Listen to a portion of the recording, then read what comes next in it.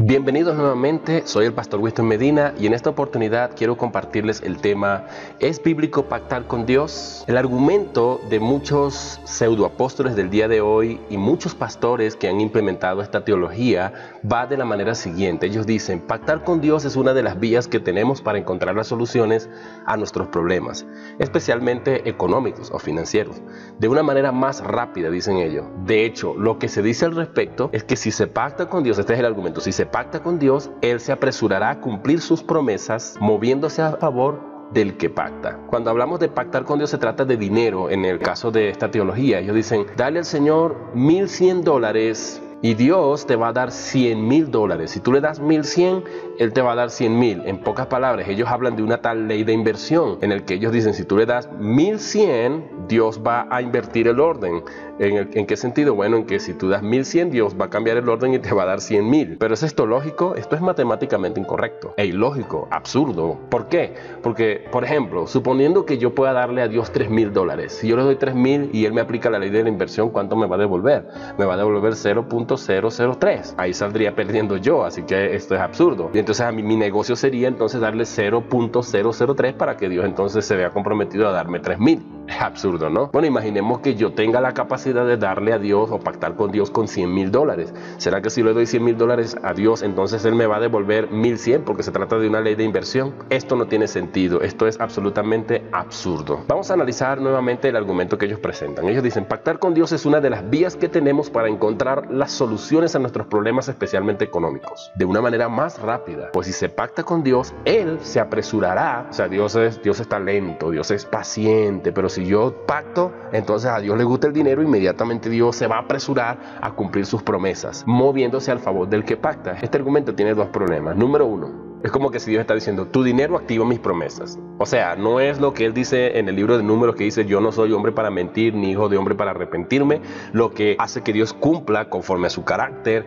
de inmutabilidad, de que lo que Él promete Él lo cumple. No es eso, sino el pacto activa la promesa de Dios. El dinero del cristiano que pacta, del pactante, es lo que activa la promesa de Dios. Eso va en contra del carácter de Dios y de lo que Dios promete de que Él cumplirá sus promesas. Segundo, los pactantes tienen mi favor. O sea, y el que no pacte con Dios no tiene el favor de Dios. Es ilógico y absurdo, por tanto esta teología es incorrecta. Vamos a pasar a considerar en qué se basan para concluir de ese modo. Tiene que haber un fundamento bíblico para que ellos hayan llegado a esta conclusión y pueden preguntarme, ¿acaso no hay pactos en la Biblia? Algunos me han hecho eso y yo les digo, sí, por supuesto que hay pactos en la Biblia. Es más, hay 7 pactos. Está el pacto edénico, se trata del pacto de Dios con Adán, y aunque no se menciona en el Génesis, sí aparece en el libro de Oseas, capítulo 6, versículo 7, cuando dice, más ellos, cual Adán, traspasaron el pacto, allí prevaricaron contra mí. ¿Y cuál fue la señal de ese pacto? El árbol de la vida. Luego tenemos el segundo pacto, que es el pacto con Noé, el pacto noágico, en Génesis 9 del 1 al 18. ¿Y cuál es la señal? El arco iris. Luego tenemos el pacto abrahámico, o el pacto con Abraham, que se encuentra en Génesis 12 del 1 al 4, Génesis 13 del 14 al 17, Génesis 15 del 1 al 7, Génesis 17 del 1 al 8. ¿Y cuál era la señal de este pacto? La circuncisión. El cuarto pacto que tenemos es el pacto mosaico, es decir, el pacto con Moisés, y esto se encuentra en Éxodo 20 del 1 en adelante, Éxodo 31 al 18, y la señal eran las tablas de la ley y el sabbat o el sábado. Tenemos luego el pacto levítico con la tribu de Leví, Levítico 2 del 11 al 13, cuya señal es la sal. Luego tenemos un sexto pacto que es el pacto davídico o el pacto con David, que se encuentra en 2 de Samuel 7 del 4 al 16, 1 de Crónicas 17 del 3 al 15, y la señal es el trono, se le promete a David. Y luego tenemos un último pacto que es el nuevo pacto, que es también llamado el Nuevo Testamento, y la señal de este pacto es la cruz de Cristo, que derramó su sangre allí en la cruz. Como hemos visto hasta ahora, la Biblia solamente registra 7 pactos. Y si ustedes no sabían, pues existe una cosa que se llama aritmética teológica, que habla de la numerología de Dios. El 7 es símbolo de perfección, o representa perfección y plenitud. Es decir, Dios cumplió estos pactos, no puede haber un octavo pacto, porque el 7 sellaría estos pactos que se encuentran escondidos a lo largo de toda la historia bíblica, de manera que no hay más pacto por un lado. Aquí hemos visto varias cosas. La primera cosa que encontramos aquí es, todos los pactos tienen una señal. que si la cruz, en el último pacto, la sal, en el caso del pacto levítico, las tablas de la ley, en el caso del pacto con Moisés, el arco iris, en el caso de Moisés, etc. Hay una señal. O sea, si hoy está vigente el pacto, yo tengo que tener una señal. Esto ya tumbaría la teología del pacto. La segunda cosa es, todos los pactos contienen leyes. Es decir, ustedes pueden ver ahí que todos estos pactos están sellados y rodeados de las leyes del Antiguo Testamento, 613 mandamientos. De manera que si yo voy a pactar con Dios, yo tengo que establecerle leyes a Dios. ¿Y puedo yo establecerle leyes a Dios? Es absurdo. La tercera cosa es, todos los pactos son iniciados por Dios. Por eso es pacto de Dios con Noé, pacto de Dios con Moisés, pacto de Dios con Adán. No es al revés, no es pacto de Adán con Dios, pacto de Noé con Dios o pacto de Moisés con Dios. Es absurdo y es ilógico. Dios es el iniciador de los pactos, no el hombre. El hombre no puede iniciar pacto, por lo que hemos visto hasta ahora. Y luego también tenemos por último que el pacto en hebreo se dice berit, que significa alianza y testamento. ¿Puede el hombre crearle un testamento a Dios para que él herede? Eso no tiene lógica, esto es absurdo. Por tanto, ¿en qué se basan para concluir de ese modo entonces? Con esto tendríamos lo suficiente para refutar esta teología, pero vamos a considerar que ellos tienen tres textos en el que basan toda su teología para exigir del pueblo la teología del pacto, para pedirle a la gente que siembren y que pacten con Dios. El primer versículo se encuentra en el Salmo 55, donde dice: juntadme a mis santos, los que han hecho conmigo pacto con sacrificio. Salmo 55. Sin embargo, vean, aparentemente aquí se sostiene que el hombre puede hacer pacto con Dios, porque dice los que han hecho conmigo pacto. Pero en hebreo el texto del Salmo realmente dice de una manera literal: juntadme a mis santos, a los que se sometieron o a los que obedecieron a mi pacto de sacrificio. Esto aclara que el pacto es algo a lo que el pueblo se ha sometido. ¿Cuál es este pacto? El realizado con su pueblo Israel. Pero ya existía el pacto, no que ellos lo hicieron o lo iniciaron. Dios fue el que lo inició y existía el pacto, y ellos lo que hicieron fue obedecerlo. Las nuevas versiones, por ejemplo la nueva versión internacional, Dios habla hoy, y otras versiones de la Biblia que ustedes pueden confirmar, ya han corregido este versículo y han puesto: reúnanme a mis amigos, a los que sellaron mi alianza. Si dicen mi alianza es porque la alianza ya existía, era de Dios la alianza, era Dios el que había iniciado el pacto. ¿Con qué lo sellaron ellos? Ellos lo que hicieron fue sellar ese pacto con un sacrificio. Hicieron un sacrificio para sellar un pacto que Dios les había dado. Conocer el hebreo, y no hay excusa hoy para no conocerlo, porque ahí están las versiones interlineales, tenemos Google, podemos buscar, investigar para profundizar en esto y comparar versiones de la Biblia. No se queden solamente con la traducción Reina Valera, ya que ninguna traducción es perfecta. La lingüística dice eso por problemas de cambios de cultura. Yo trabajo en una congregación hispana y hay gente de México, de Costa Rica, de República Dominicana, y a veces no nos entendemos entre nosotros mismos, y eso que es el mismo español.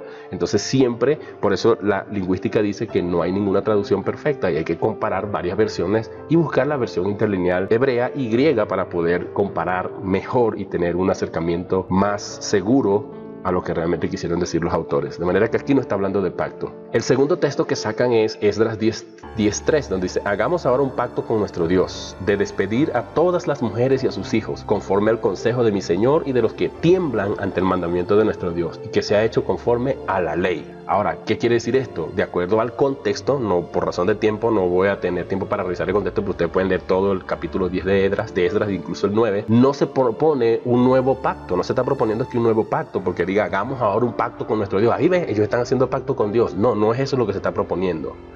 Lo que se propone es volver al pacto que ya existía, que estaban quebrantando al haber tenido alianzas conyugales con mujeres que no eran pueblo de Dios, que no eran judías. El mismo versículo tiene las claves de esto. Por ejemplo, fíjense, miren el mismo versículo.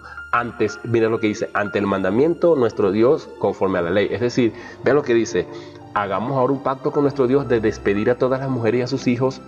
¿Cuál era el pacto? Despedir a todas las mujeres con sus hijos conforme al consejo de mi Señor. Es decir, que había un consejo ya dado, y de los que tiemblan ante el mandamiento de nuestro Dios. Ese era el pacto, y que se ha hecho conforme a la ley. Es decir, que ellos no están inventando nada nuevo, lo que están tratando de volver a la ley, de volver al mandamiento, de volver a lo que Dios había dicho en su palabra. Eso es lo que quiere decir este versículo. Y si quisiéramos buscar una excusa y decir que realmente esto sí fue un pacto que ellos hicieron, aún así no probaría el pacto como lo ven hoy, porque el pacto aquí hecho no tiene nada en lo absoluto que ver con dinero o sembrar para cosechar. No tiene nada que ver con eso, porque lo que están hablando es de despedir a unas mujeres, porque la ley establecía que los judíos no podían ligarse conyugalmente con mujeres extranjeras, y ese era el pacto al que ellos tenían que volver, no hacer un nuevo pacto. Pero si fuese que hicieron un pacto, entonces no tiene nada que ver con dinero, de manera que no sirve para probar la teología del pacto. Otro tercer texto, Génesis 28, 18 al 22, dice: y se levantó Jacob e hizo Jacob voto, diciendo: si fuere Dios conmigo y me guardare en este viaje en que voy, y me diere pan para comer y vestido para vestir,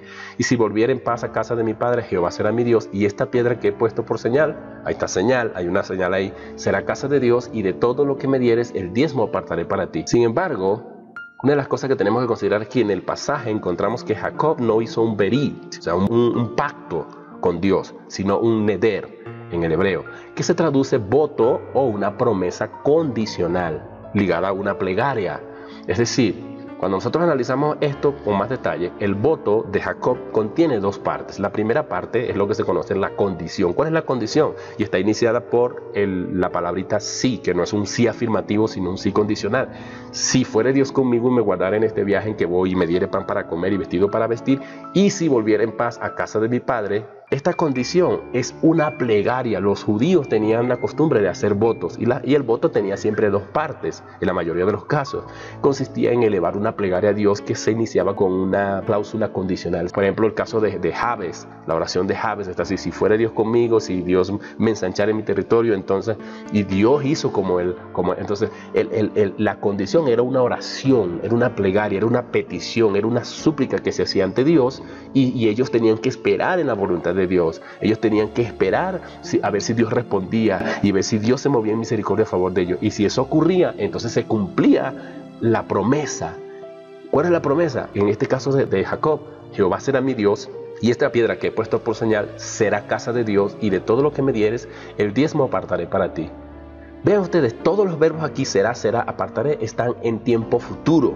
No es algo que Jacob está haciendo en el momento. Lo que él está haciendo en el momento es la plegaria. La plegaria: si fuere Dios conmigo, yo voy a hacer esto. Si Dios hace todo esto y cumple esto, y Dios escucha esta oración, entonces yo me voy a comprometer. Ahí hay una promesa, un compromiso. Yo me voy a comprometer con Dios en dos cosas. Dice: esta piedra que he puesto por señal será casa de Dios, y de todo lo que me dieres, el diezmo apartaré para ti. Dos, él está entrando en voto con Dios si Dios le escucha su plegaria que está establecida en la condición. Eso es muy importante entenderlo. En pocas palabras, Jacob esperaría hasta que Dios en su infinita misericordia respondiera, y si así lo hacía, entonces Jacob cumpliría su promesa. Jacob no lo hizo al revés. En la televisión se puede ver cómo los que sostienen esta doctrina del pacto con Dios piden primero el dinero u objeto del pacto: entrega tu celular, entrega tu tabla, entrega el oro, etcétera, o lo que tengas, las prendas, para comprometer a Dios a que responda, cosa que es irrespetuosa a Dios, ya que el hombre no es quien para darle órdenes a su creador. Señor, aquí te tengo esto, entonces tú cúmpleme. Eso no es reclamarle a Dios. ¿Qué vas a tú reclamarle a Dios? Tú eres una simple criatura. No puede la criatura requerir nada de Dios en forma grosera, y mucho menos tratar de chantajearlo como que si Dios fuese una prostituta que se rinde al dinero, a mi dinero y a mis bienes. No, eso está incorrecto. Muchos hoy se sienten embaucados con las falsas promesas, que tiene que haber una consecuencia de esta mala teología. Muchos hoy se sienten embaucados en las falsas promesas que se hacen, que no ven la respuesta, y están blasfemando contra el evangelio debido a los exponentes de esta falsa doctrina del pacto. Como lo dice Pedro lo advirtió en su segunda carta, capítulo 2, versículo 2, por causa de los cuales, de estos falsos maestros, de estos falsos profetas, el camino de la verdad, el camino del evangelio, es blasfemado. Es triste y es lamentable. Y usted tal vez pueda decirme: hermano, pero si a mí me dio resultados. A mí me dio resultados. Yo pacté y no tenía una casa y Dios me la dio. Yo pacté y no tenía un carro y Dios me lo dio. Yo pacté, no podía dar a luz y Dios me lo dio. Bueno, yo tengo dos respuestas para eso. Si tú has pactado y has tenido resultados, por cierto, el resultado está mal deletreado allí, pero bueno, si tú has pactado y has tenido resultados, bueno, yo quiero decirte, el diablo no echa a andar una estrategia que no funcione. Tiene que funcionar, porque no tiene sentido que el diablo eche a correr una estrategia que no funcione. De repente ha funcionado porque el diablo es un engañador y él quiere que la gente viva en ese espejismo, en esa mentira. Y Dios envía un poder engañoso para que los que no crean a la verdad crean a la mentira. La gente no quiere escuchar la sana doctrina, prefiere irse tras estos falsos apóstoles, estos falsos profetas del día de hoy, y entonces, bueno, ahí van a encontrar señales y prodigios. Pero recuerden lo que dice Mateo 7:21: no todo el que me dice Señor, Señor, entrará en el reino de los cielos. En aquel día me dirán: Señor, Señor, pero en tu nombre echamos fuera demonios y predicamos y bueno, hicimos todos aquellos milagros. Y el Señor le dice: apartaos de mí, hacedores de maldad, que yo no los conozco. Pero el diablo va a echar una estrategia, su estrategia a funcionar, y le tiene que funcionar. La segunda razón es que Dios perfecciona el clamor de su pueblo, que por ignorancia comete errores. Muchos cristianos están allí pactando y no saben que eso es malo, no tienen este conocimiento teológico, no tienen profundidad en la Biblia, pero como Dios ve su corazón sincero y ellos tienen fe y son gente de fe, Dios no cumple su promesa a ellos por el dinero que dieron, sino que Dios aprovecha el momento para traer una respuesta a esta persona, perfeccionando la petición y la plegaria de aquel cristiano que es sincero y honesto. Pero eso no significa y no valida para nada que tengamos que pactar una vez que tengamos este conocimiento, porque no teniendo el conocimiento, Dios pasa por alto los tiempos de la ignorancia, pero teniendo el conocimiento somos responsables para no caer en este error. Pocas palabras, como conclusión, yo podría traer muchos ejemplos aquí para demostrar que no tenemos que pactar con Dios absolutamente, para nosotros poder ganar el favor de Dios. ¿Por qué? Porque hay muchos ejemplos en la Biblia. Mira, un ejemplo. Juan y Pedro iban caminando hacia el templo y se encontraron en la puerta llamada la puerta de la hermosa, un mendigo que estaba allí pidiendo. Este mendigo tendió su mano a Pedro y a Juan, y Pedro y Juan, ¿qué dicen? No tengo oro ni plata, pero lo que tengo te doy. En el nombre de Jesús, levántate. Imagínate, aquí hubo la gran oportunidad para que Pedro estableciera la doctrina del pacto. Pudo haberle dicho, mira, mendigo, tienes unas cuantas monedas, pacta con Dios, y si pacta con Dios, de acuerdo a tu generosidad, de acuerdo al pacto, de acuerdo a la siembra, de acuerdo a la ofrenda, será tu milagro. Tuvo esa gran posibilidad. Pero Pedro y Juan no dijeron eso. Pedro y Juan lo que dijeron fue a este miserable hombre que no tenía nada que ofrecerle a Dios, unas cuantas monedas apenas, le dice, en el nombre de Jesús, levántate y anda. Y así podemos ver muchos casos que Jesús hizo favores a la gente sin cobrarle dinero en lo absoluto, más bien haciéndole favores a los más desvalidos, a los más ignorados, a los más dejados a un lado. Conclusión entonces, ¿qué puede el hombre ofrecerle a Dios? ¿Por qué pactar con Dios? ¿Acaso podemos ofrecerle a Dios? ¿Acaso no dice el Salmo 24 que todo es de Dios, de Jehová es la tierra y su plenitud, el mundo y los que en él habitan? ¿Con qué puede el hombre pactar con el Creador? Díganme una cosa con que el hombre pueda pactar con el Creador. ¿Qué señal podría poner ante él para pactar con él? ¿Qué ley podría crear para su Dios? ¿Qué testamento podría hacerle a Dios para que éste herede, como que si Dios estuviese desposeído de algo?